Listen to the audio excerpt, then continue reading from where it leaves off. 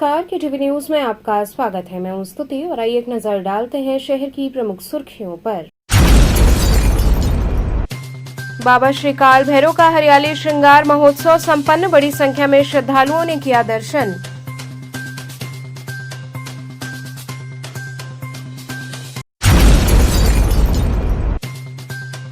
Operation चक्रव्यूह के तहत मुठभेड़ के दौरान एक शातिर लुटेरा हुआ गिरफ्तार।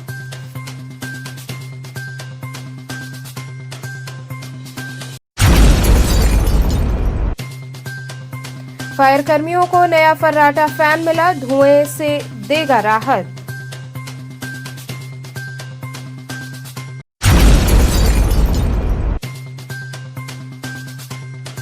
और खाद की कमी से किसान परेशान, आम आदमी पार्टी के कार्यकर्ताओं ने किया प्रदर्शन।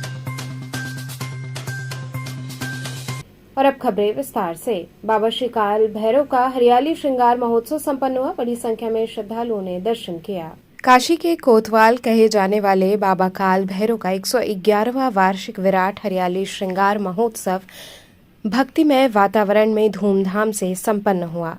इस अवसर पर मंदिर परिसर में विविध धार्मिक अनुष्ठानों का आयोजन किया गया। महोत्सव में प्रसिद्ध भजन कलाकारों ने बाबा के चरणों में भक्ति संगीत प्रस्तुत कर श्रद्धालुओं को भाव विभोर कर दिया। वहीं इस बार की विशेष आकर्षण रहे श्मशान भैरव की झांकी, जिसने भक्तों का ध्यान अपनी ओर खींचा। बाबा के हरियाली श्रृंगार दर्शन अपराह्न 3 बजे से प्रारंभ हुए, जिनमें हजारों श्रद्धालुओं ने दर्शन कर पुण्य लाभ प्राप्त किया। देर रात तक मंदिर परिसर भक्ति और उल्लास से सराबोर रहा। कार्यक्रम का मुख्य आकर्षण मध्यरात्रि की महाआरती रही, जिसमें भक्तों की भारी भीड़ उमड़ी और पूरा वातावरण हर हर महादेव और जय काल भैरव बाबा के जयकारे से गूंज उठा। आयोजन की जिम्मेदारी आचार्य राजेश कुमार मिश्र एवं उनकी टीम द्वारा किया गया।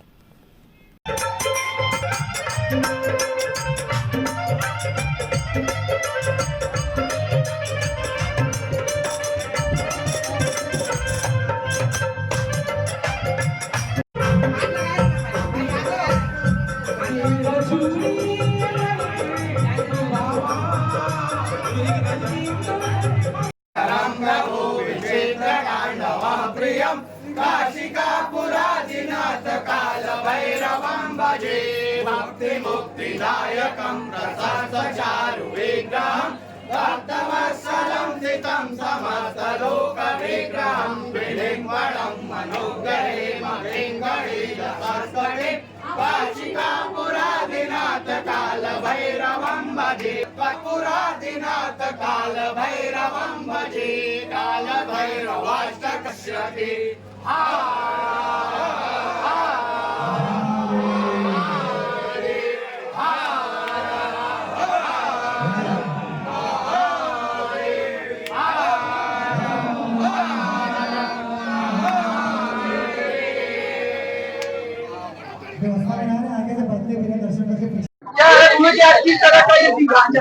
ये बाबा का हर साल की भांति इस बार भी हरियाली महोत्सव मनाया जा रहा है।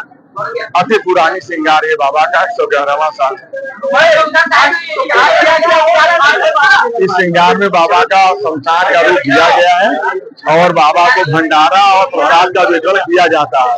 पूरे काशी वासी के लिए बाबा हमेशा आशीर्वाद बनाए रखिए। आज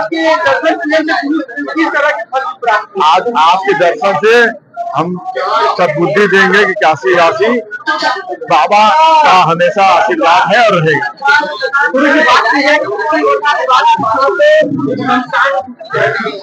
ये बाबा हर साल अपने किसी न किसी रूप में अपना अद्भुत श्रृंगार करके दर्शन देते रहते हैं। और 1 बजे से लगातार आदमी आ ही रहे, दर्शनार्थी आ ही रहे दर्शन करने के लिए। अब इसका आंकड़ा क्या किया जाए। ऑपरेशन चक्रव्यूह के तहत मुठभेड़ के दौरान एक शातिर लुटेरा गिरफ्तार हुआ। थाना सिगरा पुलिस ने ऑपरेशन चक्रव्यूह के तहत लहरतारा रेलवे क्रॉसिंग के पास पुलिस मुठभेड़ में लूट और स्नेचिंग करने वाले अभियुक्तों को गिरफ्तार किया। पकड़े गए आरोपी की पहचान रोनू पुत्र भोनू निवासी खरबूजा शहीद नदेसर थाना कैंट उम्र 23 वर्ष के रूप में हुई। आरोपी ने 19 अगस्त को कैंट स्टेशन के पास एक महिला के गले से लॉकेट छीनकर भागने की घटना को अंजाम दिया था। 23 अगस्त को पुलिस चेकिंग के दौरान रोनू ने पुलिस पर फायर कर भागने की कोशिश की, लेकिन जवाबी कार्रवाई में घायल होकर दबोच लिया गया। पुलिस ने आरोपी के पास से लूटा गया लॉकेट, एक अवैध तमंचा, एक जिंदा कारतूस और एक खोखा कारतूस बरामद किया। फिलहाल आरोपी के खिलाफ आवश्यक विधिक कार्रवाई की जा रही है।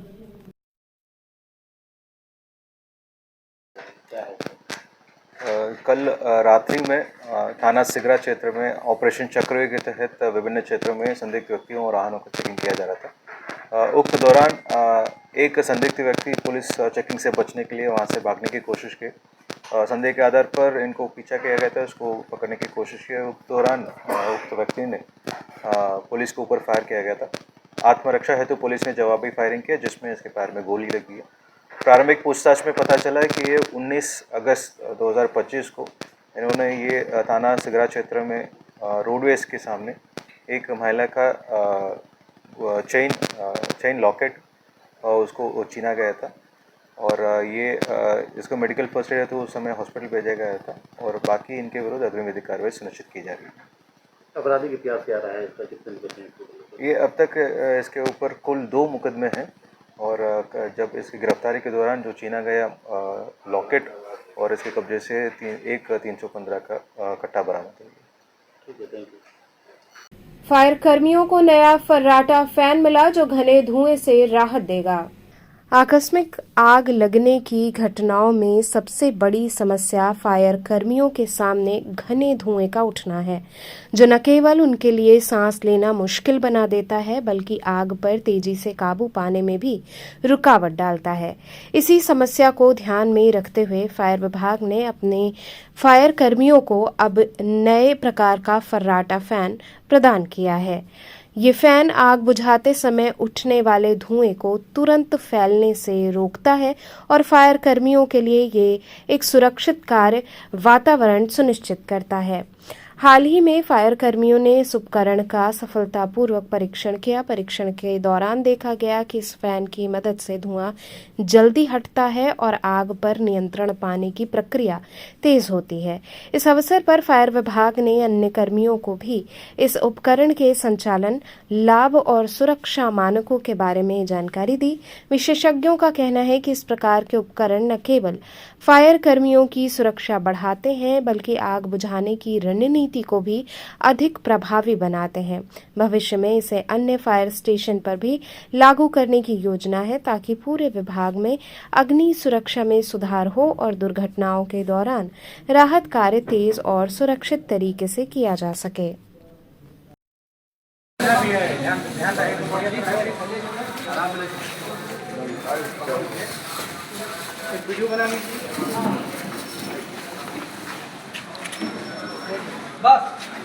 बाहर पड़े कर दो बेटा, उसका मुंह बाहर पड़े। ये स्मोक एग्जॉस्टर इसका नाम है और इसका यूज़ जब किसी संस्था में, किसी होटल हॉस्पिटल में आग लग जाती है, उसमें धुआं भर जाता है। धुआं भरने के कारण उसमें दिखाई कम देता है, दम घुटता है तो सही से काम नहीं कर पाता।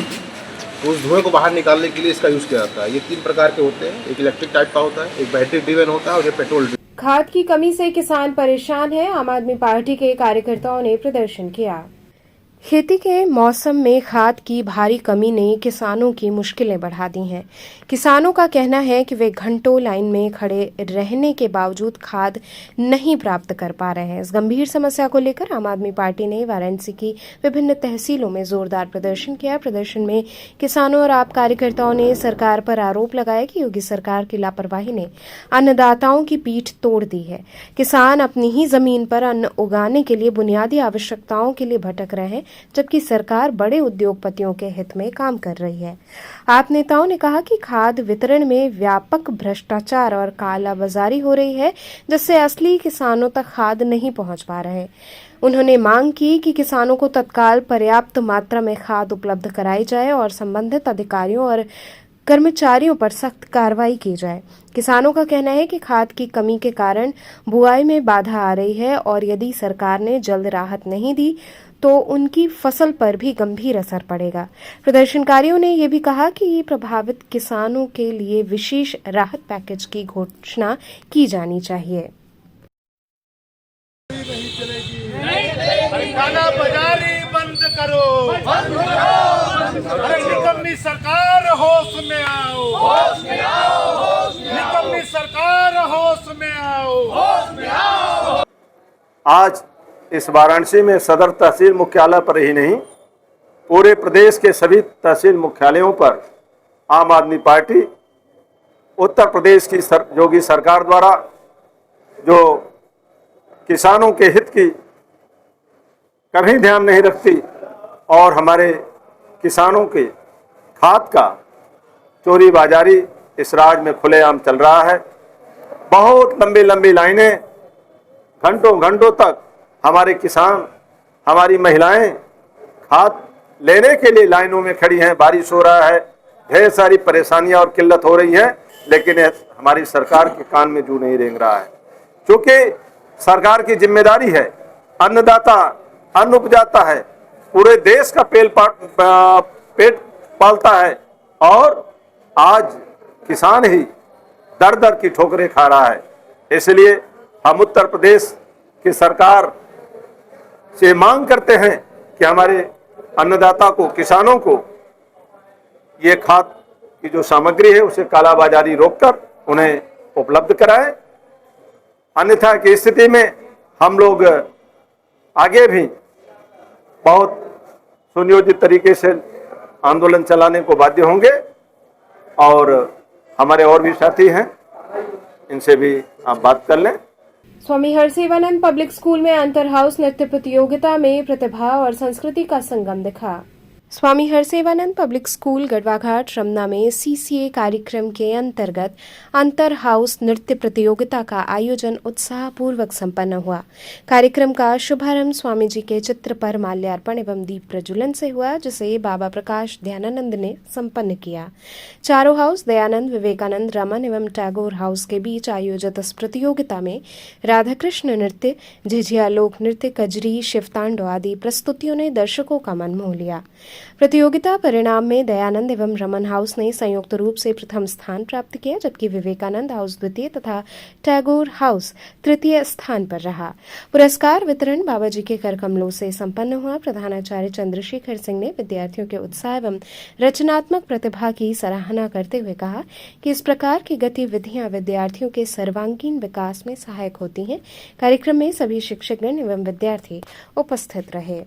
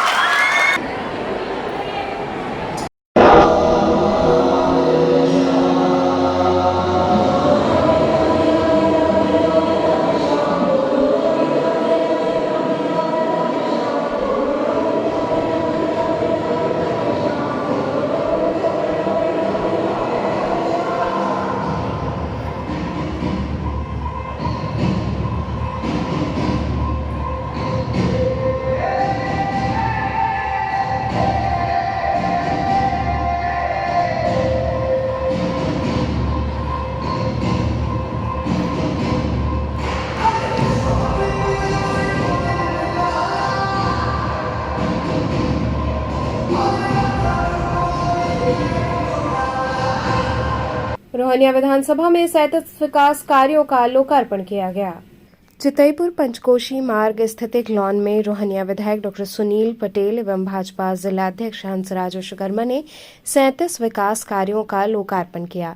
इस अवसर पर सैकड़ों की संख्या में भाजपा कार्यकर्ता, पार्षद एवं गणमान्य जन उपस्थित रहे। रोहनिया विधायक डॉक्टर पटेल ने बताया कि विधानसभा क्षेत्र के लगभग 10 वार्डों में कुल 48 स्थानों पर विकास कार्य होने हैं, जिनमें से 37 कार्यों का शिलान्यास किया गया है। उन्होंने कहा कि प्रधानमंत्री नरेंद्र मोदी, मुख्यमंत्री योगी आदित्यनाथ और केंद्रीय मंत्री अनुप्रिया पटेल के नेतृत्व में ये विकास कार्य जनता को समर्पित किए जा रहे हैं। कार्यों की शुरुआत 1 सप्ताह के भीतर हो जाएगी। लगभग 7 से 8 करोड़ रुपए की लागत से ये परियोजनाएं विभिन्न वार्डों में पूरी की जाएंगी। जिला अध्यक्ष हंसराज विश्वकर्मा ने कहा कि रोहनिया विधानसभा को मॉडल के रूप में विकसित करने का कार्य प्रारंभ हो चुका है। विधायक और संगठन मिलकर जनहित के कार्यों को आगे बढ़ा रहे हैं। उन्होंने कार्यक्रम में आए सभी कार्यकर्ताओं कार्यकर्ताओं और नागरिकों का स्वागत करते हुए कहा कि आने वाले समय में और भी बड़े विकास कार्य क्षेत्र में शुरू किए जाएंगे। इस मौके पर प्रमुख रूप से सुसवाही के पार्षद गुड्डू पटेल, पार्षद श्याम भूषण शर्मा, सीर गोवर्धनपुर के पार्षद प्रतिनिधि श्रीराम सिंह, अभय सिंह, राजेंद्र पटेल, अमित सिंह पटेल सहित अन्य कार्यकर्ता और जनप्रतिनिधि मौजूद रहे।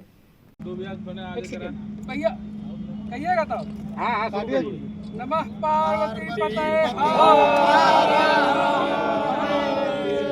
आज हम रोहनिया विधायक डॉक्टर सुनील पटेल और हमारे गार्जियन और एमएलसी और वाराणसी जनपद के जिलाध्यक्ष हंसराज विश्वकर्मा जी और हमारे क्षेत्रीय अध्यक्ष डॉक्टर नरेंद्र पटेल जी, हमारे राष्ट्रीय सचिव अजीत पटेल जी, हमारे जिलाध्यक्ष वही राजेंद्र पटेल जी और विधानसभा अध्यक्ष सहित पूरे भारतीय जनता पार्टी के हमारे सभी सम्मानित पदाधिकारियों के साथ हम लोग रोहनिया विधानसभा के अंतर्गत 10 वार्डों में हम लोगों ने 48 काम सेंक्शन हुए थे, जिसमें 37 कामों का आज हम लोगों ने शिलान्यास किया है।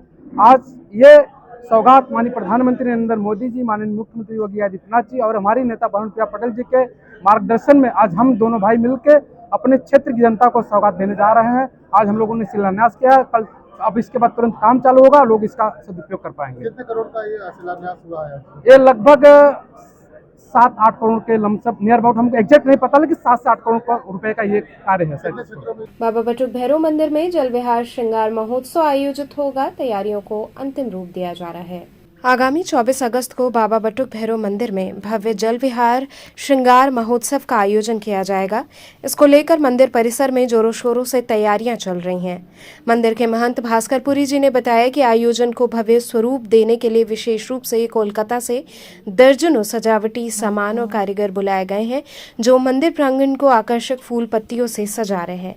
इस बार महोत्सव का मुख्य आकर्षण फूल पत्तियों से निर्मित गुफाएं होंगी, जिनसे होकर श्रद्धालु बाबा के दरबार तक पहुंचेंगे और हाजिरी लगाएंगे। भास्करपुरी जी महाराज ने श्रद्धालुओं से अपील की है कि वे इस महोत्सव में पहुंचकर बाबा का आशीर्वाद प्राप्त करें और पुण्य के भागी बने।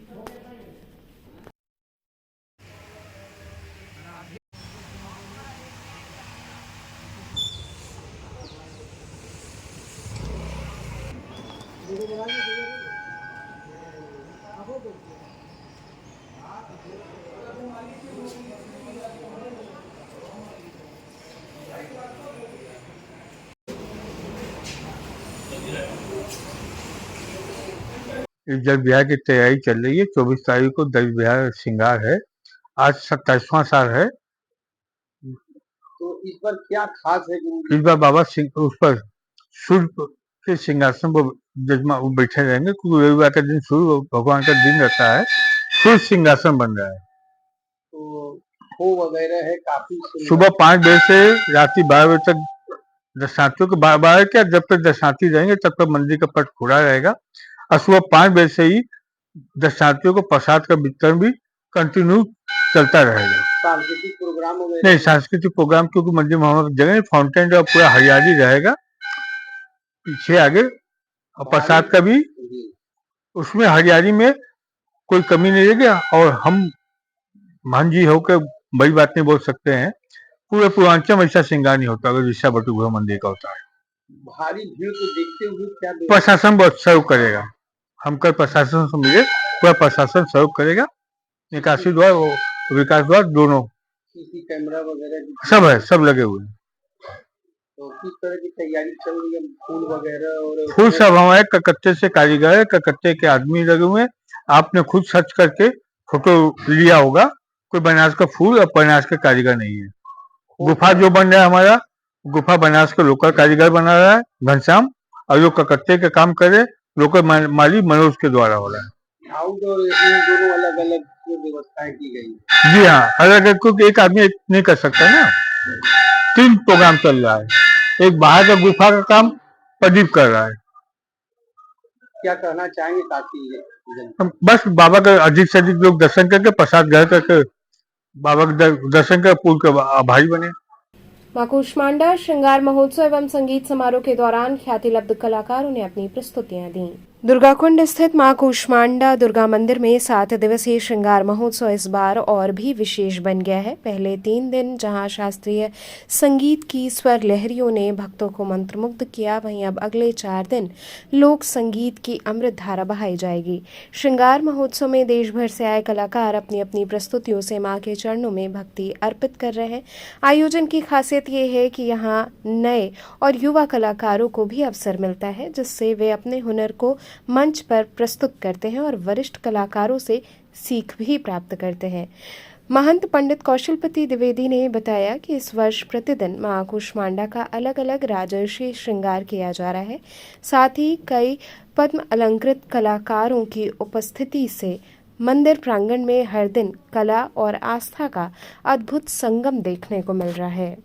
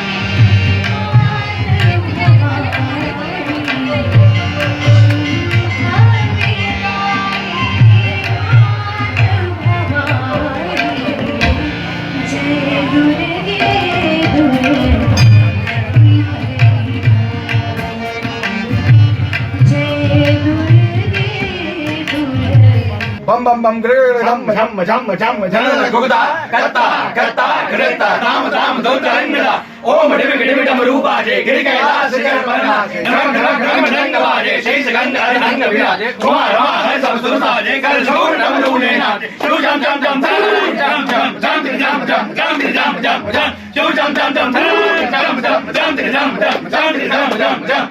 बारिश के बाद सड़कों पर भीषण जल जमाव से लोग परेशान हुए। नगर निगम के दावों पर सवाल उठे। मानसून की बारिश ने एक बार फिर नगर निगम के दावों की पोल खोल दी है। बरसात होते ही सड़कों पर जल जमाव की समस्या आमजन के लिए बड़ी मुसीबत बन गई है। नालों की सफाई के दावे किए गए थे, लेकिन हकीकत ये है कि बरसात के पानी के साथ सीवर का पानी भी सड़कों पर भरा है, जिससे लोगों का गुजरना मुश्किल हो गया है। स्थानीय लोगों का कहना है कि ये समस्या वर्षों से बनी हुई है। नालों की निकासी न होने के कारण हर साल बारिश में हालात बिगड़ जाते हैं। दुकानदारों ने बताया कि जल जमाव से उठ रही दुर्गंध और मच्छरों के कारण ग्राहक दुकान पर आना छोड़ रहे हैं, जिससे उनकी रोजी रोटी पर असर पड़ रहा है। लोगों का कहना है कि पानी भरे रहने से बीमारियों का खतरा भी बढ़ रहा है। शिकायतों के बावजूद अब तक कोई ठोस कदम नहीं उठाया गया है। जनता ने नगर निगम से मांग की है कि जल्द से जल्द जल निकासी की स्थायी व्यवस्था की जाए, ताकि बरसात के मौसम में राहत मिल सके।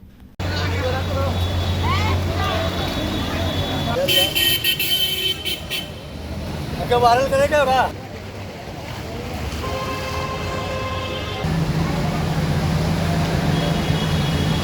सर काशी वैसे जिस तरीके से आए थे हम सोचा बहुत अच्छी तरीके से एक्सपीरियंस रहेगा, लेकिन यहाँ पे आके बहुत अच्छा हो रहा है। हम आने से पहले इतनी बारिश हो चुकी है कि बारिश तो ट्रेन से स्टार्ट हो गई थी, लेकिन यहाँ पे आने जूते हाथ में लेके जाने पड़ रहे हैं। बहुत अच्छा एक्सपीरियंस रहा सर। काशी को आज आप देख रहे हैं, आज काशी का नजराना बहुत गजब का हो गया। इसके पहले भी काशी आए हैं आप? नहीं, पहला बार आए। तो क्या कहेंगे, पहली बार आए काशी आप, कैसा हाँ, लग रहा है? ये देख रहे हैं बहुत बुरी तरह से हो गया रास्ता। ये तो होना है। अघोर पीठ में श्रद्धा और भव्यता के साथ बाबा कीनाराम की जयंती मनाई गई। आध्यात्म, भक्ति और आस्था के संगम पर बसे हरिश्चंद्र घाट स्थित अघोर पीठ में अवधूत श्रेष्ठ बाबा श्री कीनाराम जी की 426वीं जयंती अत्यंत श्रद्धा और भव्यता के साथ मनाई गई। पीठाधीश्वर कपाली बाबा की अध्यक्षता में आयोजित इस महोत्सव में देश के विभिन्न हिस्सों से आए साधु संतों, अघोरी साधकों और हजारों श्रद्धालुओं ने भाग लिया। सुबह से ही बाबा कीनाराम के दरबार में भक्तों का तांता लगा रहा। दिन भर अघोर पीठ परिसर वैदिक मंत्रोच्चारण, साधु संतों की उपस्थिति और भक्तों के जयकारों से गूंजता रहा। विशेष सहस्त्राचक विधि से बाबा का पूजन हुआ और महाआरती संपन्न हुई। महाआरती के समय पूरा वातावरण जयकारों से गुंजायमान हो उठा। श्रद्धालुओं ने दर्शन पूजन कर न केवल आशीर्वाद प्राप्त किया बल्कि अपने जीवन में शांति, सुख और समृद्धि की कामना भी की।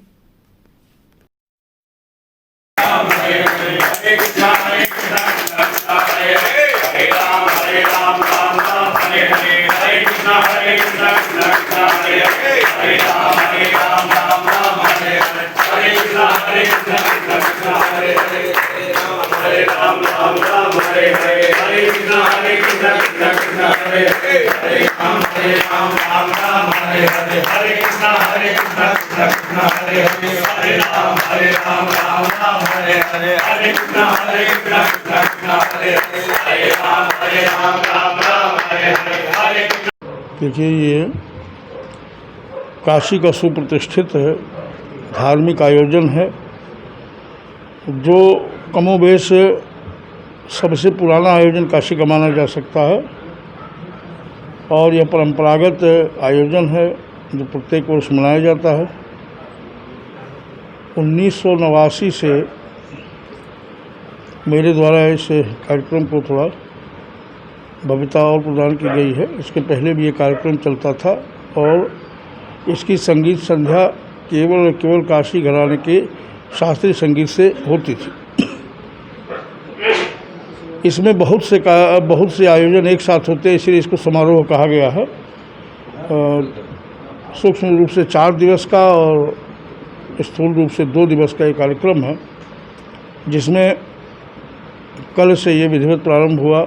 माता आनंद भैरवी, भगवान आनंद भैरव की स्थापना के साथ, आवाहन के साथ, और नागलक्ष्मी का समापन नागलक्ष्मी के आह्वान से होता है और प्रारंभ जो है आनंद भैरवी के स्थापन से होता है।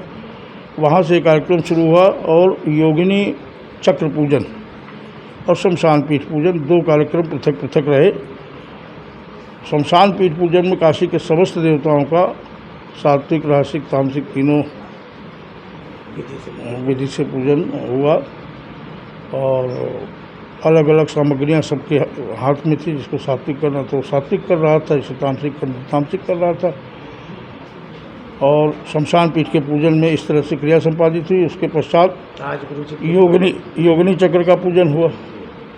योगिनी चक्र का पूजन साधकों के कल्याण के लिए होता है। उनके भौतिक आदि भौतिक दोनों तरह के कल्याण के हेतु उनको बल मिले अपने मार्ग को तय करने का। इसके लिए इस तरह से प्रथम दिवस का समापन हुआ। द्वितीय दिवस में आप जब पधारे हैं तो बाबा कीनाराम जी के जन्मोत्सव के उपलक्ष्य में बाबा कीनाराम जी का अर्चन चल रहा था, सहस्त्रार्चन। उनकी आरती संपन्न हुई। आज का कार्यक्रम यहीं से प्रारंभ हो गया। इसके पूर्व सूर्योदय से ही राजाघाट पर, क्योंकि यहाँ मशाननाथ जलमग्न हैं, तो राजाघाट पर स्थित अमृतेश्वर महादेव में अभिषेक चल रहा है 11 रुद्रों का।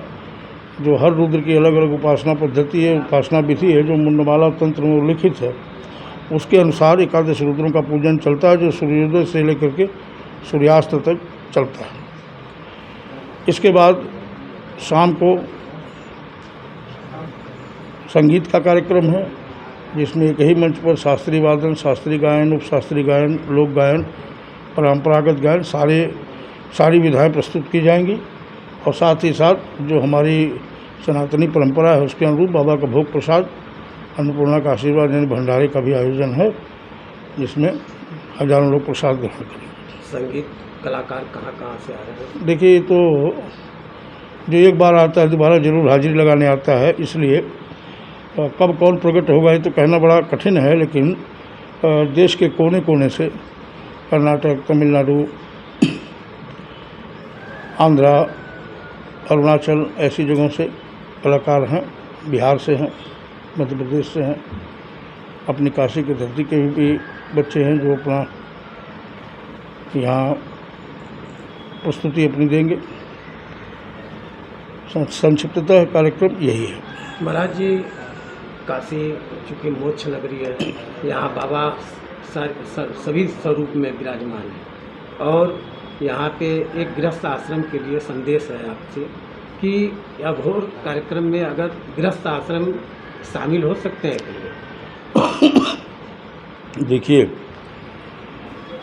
अघोर परंपरा भगवान शिव से निश्चित है और भगवान शिव से बड़ा गृहस्थ कौन है?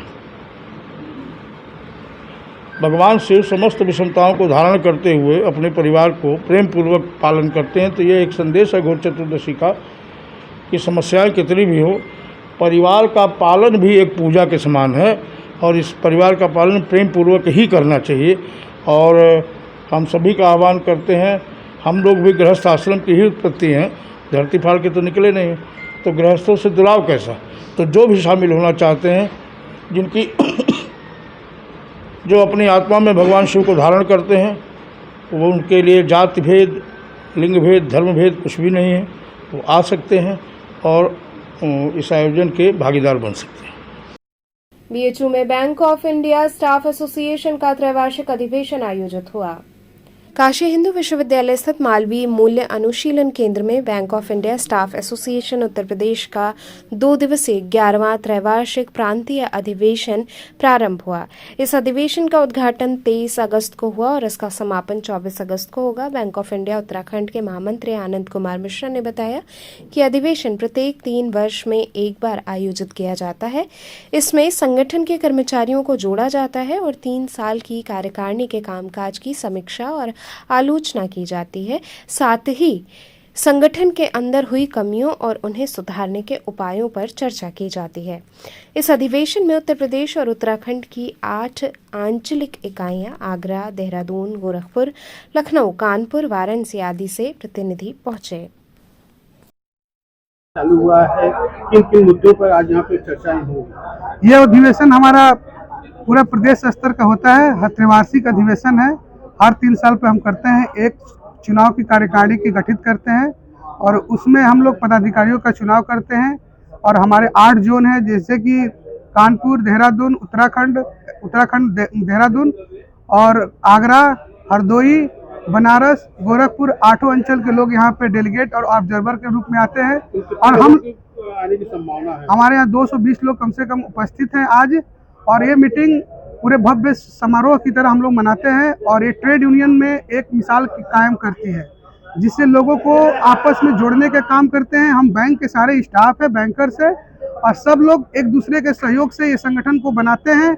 उसके बाद ये कार्यकारिणी में एक नेता का चुनाव होता है, वो लीडर पूरे स्टेट को कवरेज करता है और उसी की तरह से हम लोग अपना काम करते हैं। तो चलते चलते पुनः एक नजर डालते हैं शहर की प्रमुख सुर्खियों पर। बाबा श्री काल भैरव का हरियाली श्रृंगार महोत्सव संपन्न, बड़ी संख्या में श्रद्धालुओं ने किया दर्शन।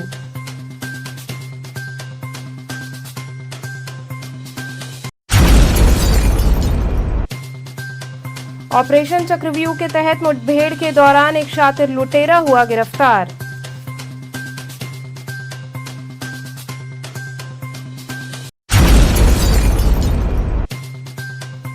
फायर कर्मियों को नया फर्राटा फैन मिला, धुएं से देगा राहत।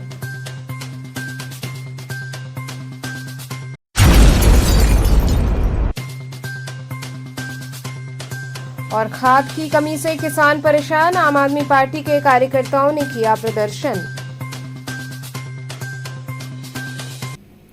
आज के समाचार, कल फिर होगी मुलाकात, तब तक के लिए नमस्कार।